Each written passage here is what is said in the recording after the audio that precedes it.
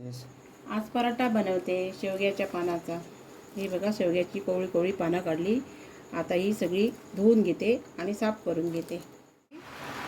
आणि ही धुवून घेतली, साफ केली आणि आता चिरून घेतली आणि 1 वाटी गव्हाचं पीठ घेतलं, त्याच्यात घालते। आवाज मोठा आला, आवाज पण येत नाही। सगळं मिक्स करते। धणेपूड घालते, जिरेपूड, लाल तिखट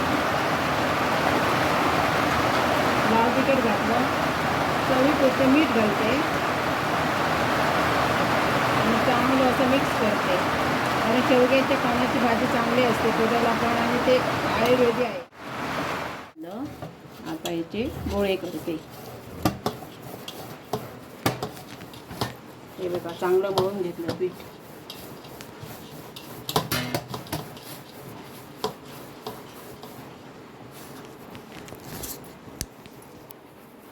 हे बघा, आता लाटून घेते।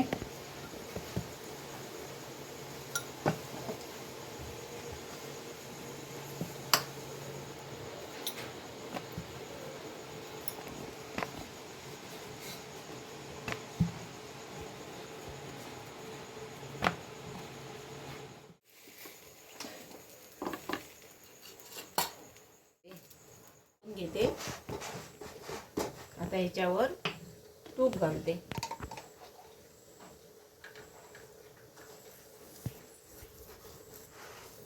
हे बघा, चांगलं तूप लावते।